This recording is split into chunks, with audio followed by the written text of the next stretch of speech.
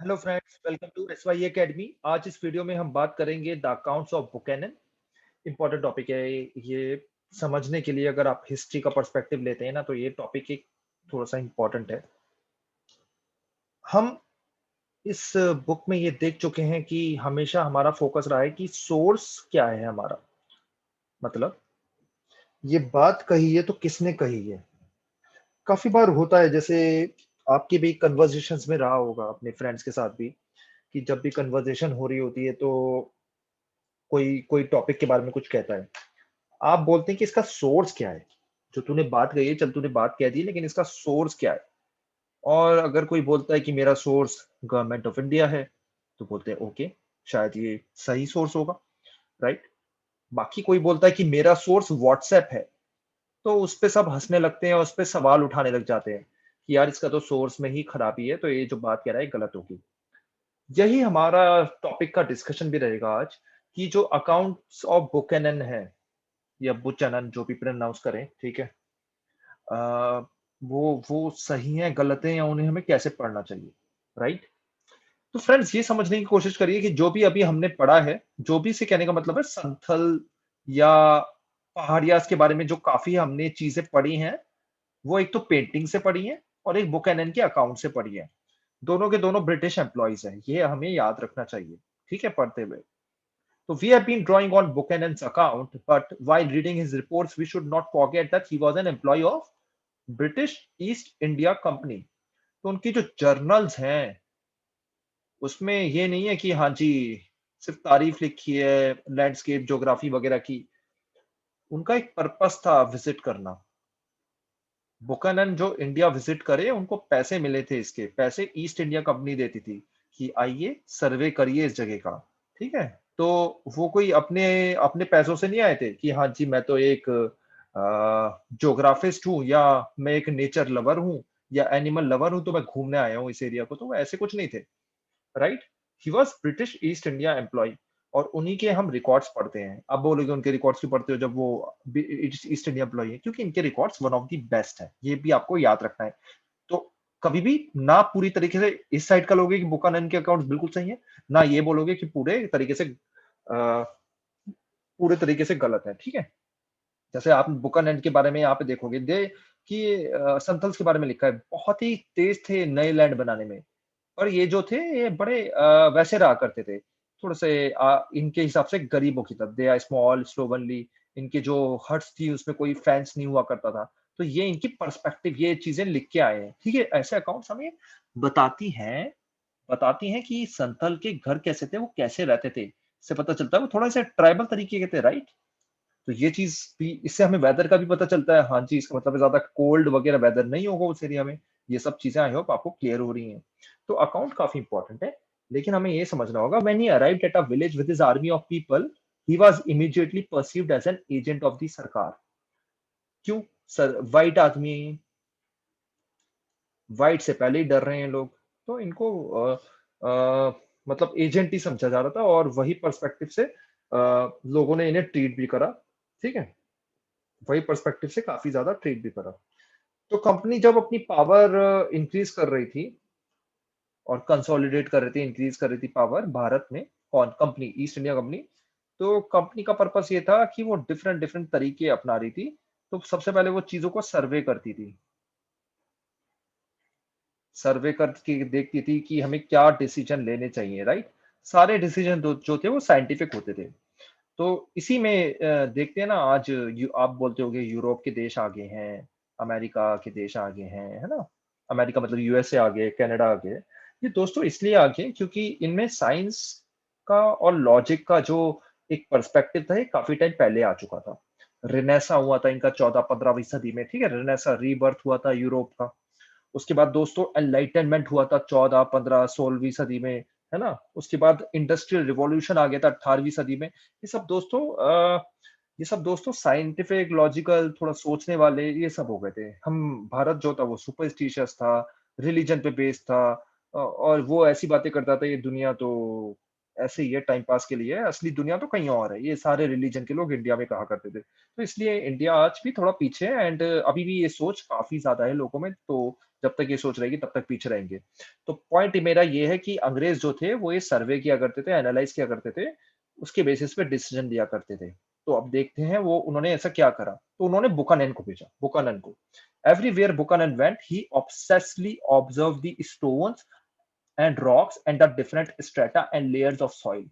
पता लगाना कि खेती कितनी बेटर होगी यहाँ पे, समझना इन चीजों को, ठीक है। He search for minerals, stones that were commercially valuable. He recorded all signs of iron ore and mica, granite and salt Petr, ठीक है। तो दोस्तों आपने ज्योग्राफी पढ़ी है, आप ये रीजन समझ सकते हैं, वेस्ट बंगाल, उड़ीसा, उस आसपास का रीजन है। बहुत ज्यादा मिनरल्स है यहाँ पे, बहुत ज्यादा मिनरल्स है दोस्तों, है ना। तो अंग्रेजों का पर्पस था वही, इन सब चीजों को थोड़ा सा एक्सप्लॉइट करें। तो देखिए, अंग्रेज ये 19वीं सदी की बिगिनिंग में ये सब चीजें कर रहे हैं। देखिए कितने मतलब तेज थे, है ना। He carefully observe local practices of salt making and iron mining. अंग्रेजों का ये भी समझना था कि ये जो भारतीय हैं, इनमें काफी लोग टैलेंटेड भी हैं, ठीक है। तो उनका जो लोकल टैलेंट है, लोकल एनालिसिस है, कि सॉल्ट मेकिंग कर रहे हैं, आयरन और माइनिंग है, जो उनकी लोकल टेक्निक्स है, उनको भी हम समझें और उसके हिसाब से हम भी उसे अपनाएं। और ये भी देखें जहां पे उनकी टेक्निक्स बेटर है, वो उनको वही फॉलो करने दें। और हम इन लोगों का यूज करके ये रॉ मटेरियल्स कलेक्ट करें, और साथ साथ में ये रॉ मटेरियल्स जो आ रहे हैं इसको हम वहां भेजें, ब्रिटेन में। उसके बाद जो फाइनल प्रोडक्ट बनेगा उसे भारत में भेजें, ठीक है। तो कोलोनियलिज्म का बेसिक प्रिंसिपल जो मैंने अभी सेंटेंस पढ़ा, इसको आप वीडियो पीछे करके एक बार फिर से सुन लेना, है ना। तो when Bukharin wrote about a landscape, he most often described not just what he saw, what the landscape was like, but also how it could be transformed, समझो यहाँ पे बट के बाद जो लिखा है, and made more productive, ठीक है। तो ये जो जगह है इसको हम बेस्ट यूज कैसे करें अंग्रेजों के लिए, ये भी लिखा बुकनन ने। What crops could be cultivated, कौन से ट्री कटने चाहिए और कौन से ग्रो करने चाहिए उस एरिया में, ठीक है। ये भी डिसीजन दिया उन्होंने, ठीक है। He was in it, and we must remember that his vision and his priorities were different from those of the local inhabitants. तो इनकी जो किताबों में चीजें लिखी है ना, कि जैसे संथल की बोला कि ये बड़े गरीबों की तरह रहे हैं, मतलब काइंड ऑफ वैसे ही कहना चाह रहे हैं। क्या पता संथल के हिसाब से वो अमीरों की तरह रह रहे होंगे, लेकिन बुकनन का वो केयर नहीं था। बुकनन अपना पर्सपेक्टिव दे रहे हैं, ठीक है।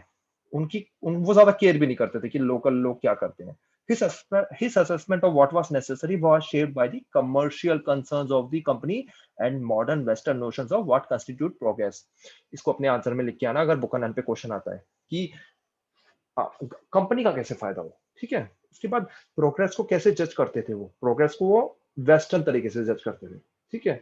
He was inevitably critical of the lifestyle of forest dwellers and felt that forest had to be turned into agricultural land. तो हमेशा वो अपना पर्सपेक्टिव ये देते रहे कि मेरे को ऐसे करना चाहिए, वैसे करना चाहिए। जैसे आप यहाँ पे पढ़ोगे ना, देखो ये अलग है, मतलब यहाँ पे देखो क्वार्ट्स, ब्लैक माइका मिला और रेडिश वेल्सवा मिला, ये सब चीजें बता रहे हैं वो, ठीक है दोस्तों। तो ये आपको क्लियर रखना चाहिए कि वो अपना पर्सपेक्टिव बता रहे हैं। वो कह रहे हैं जंगलों को क्लियर कर देना चाहिए, लेकिन जंगलों को क्लियर करना is not the right way, right. जंगलों को क्लियर करना is not the right way. जैसे आप यहाँ पे पढ़ोगे ना, ये मैं आपके लिए छोड़ दे रहा हूँ, कि वो एक विलेज से पास कर रहे थे और वो अपने व्यूज बता रहे थे कि इसको ऐसे होना चाहिए, इसको इसको। The view of the country is accidentally fine, मतलब सब बढ़िया है, कल्टीवेशन है, राइस वगैरह ग्रो कर रही है, इधर उधर घूम रही है।